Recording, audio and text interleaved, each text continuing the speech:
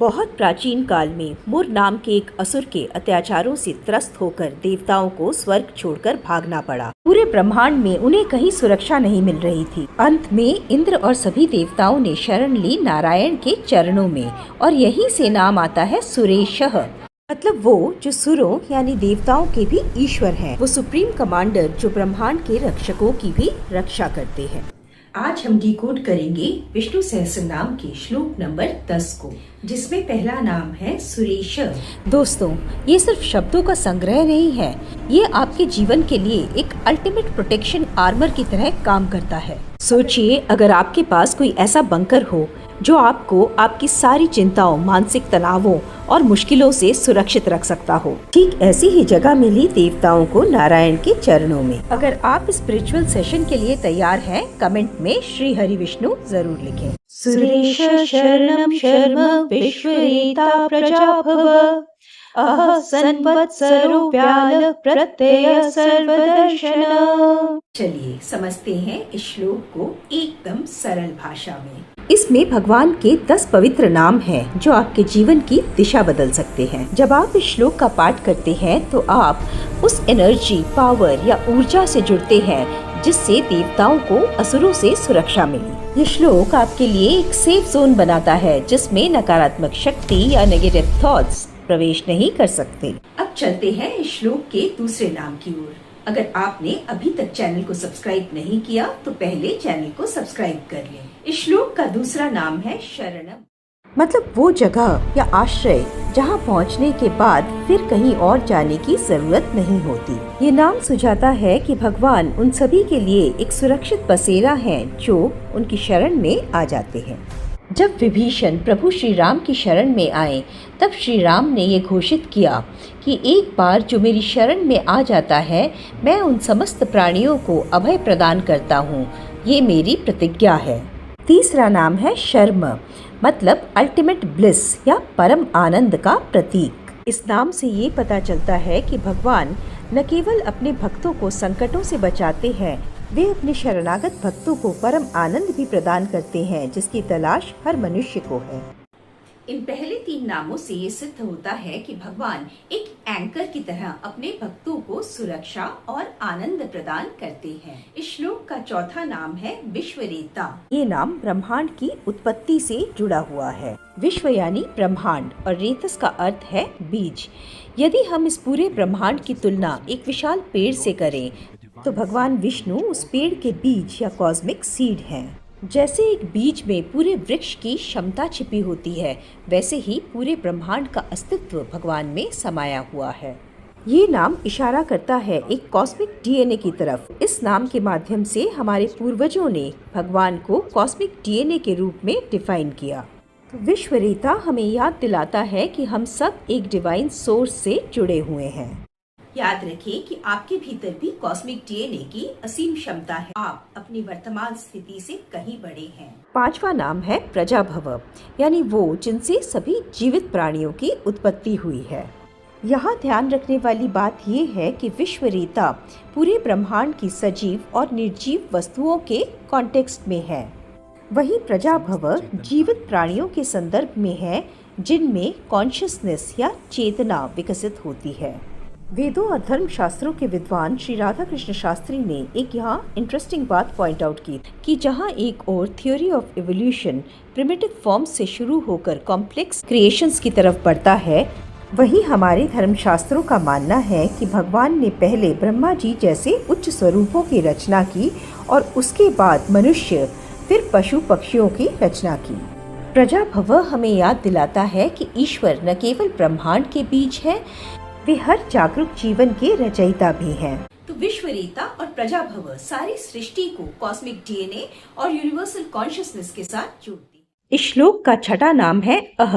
इसके 3 प्रमुख अर्थ हैं। इससे पहले कि हम इन तीनों को एक एक करके समझे, मैं आपको एक बार फिर याद दिला दूं कि अगर आपने अभी तक चैनल को सब्सक्राइब नहीं किया है तो पहले चैनल को सब्सक्राइब करें। अह का पहला अर्थ है दिवस या दिन।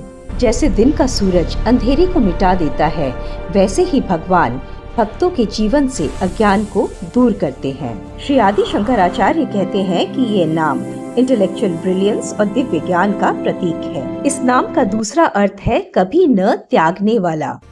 मतलब इस पूरे संसार में ऐसा कोई जीव नहीं है जिसे ईश्वर ने अकेला छोड़ दिया हो। अक्सर हम मुश्किलों के समय खुद को अकेला महसूस करते हैं, लेकिन तब ये नाम हमें याद दिलाता है कि वो शक्ति हर पल हर सांस में हमारे भीतर मौजूद है। हम कहीं भी किसी भी परिस्थिति में क्यों न हो, पर हम त्यागे हुए नहीं हैं। अब इस नाम का तीसरा अर्थ देखते हैं। वो है जो भक्तों को विनाश से बचाते हैं और उनकी रक्षा करते हैं।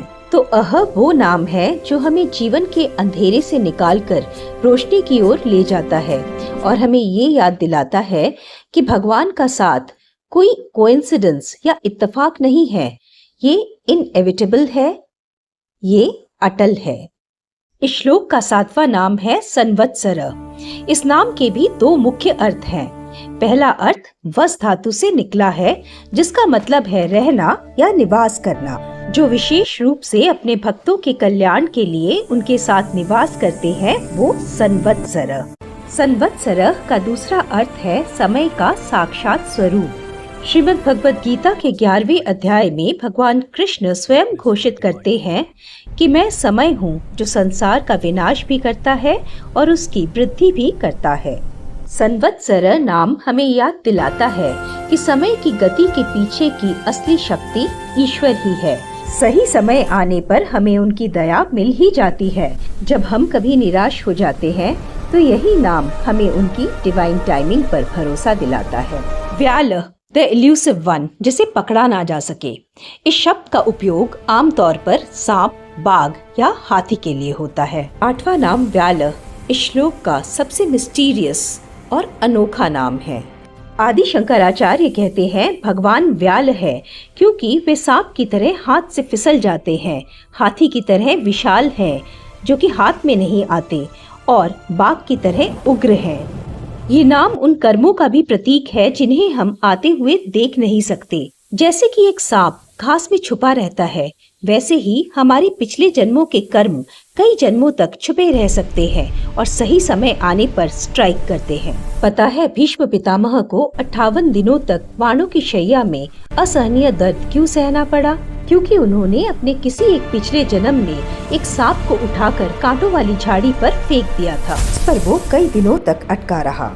ये नाम हमें सिखाता है कि ईश्वर कार्मिक जस्टिस से समय के साथ हर हिसाब बराबर करते हैं।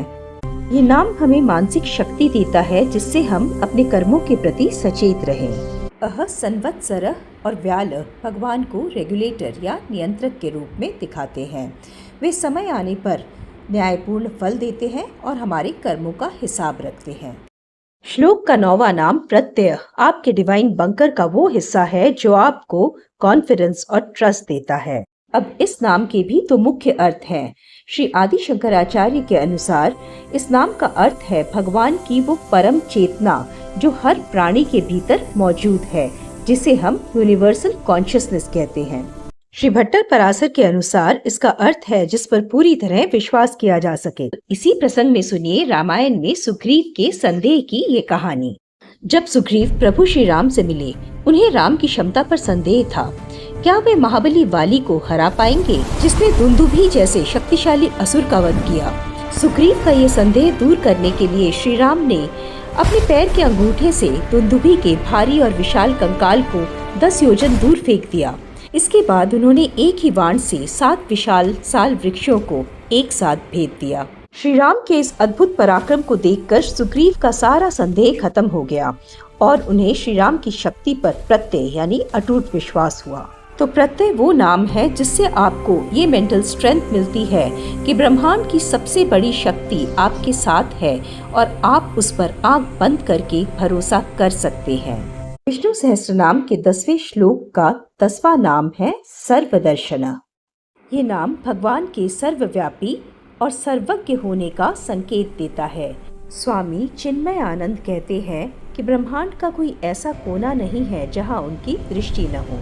ये नाम हमें ये आश्वासन देता है कि भगवान न केवल हमारे कर्मों का हिसाब रखते हैं, वे एज अ डिवाइन प्रोटेक्टर भी हमें हर पल देख रहे हैं।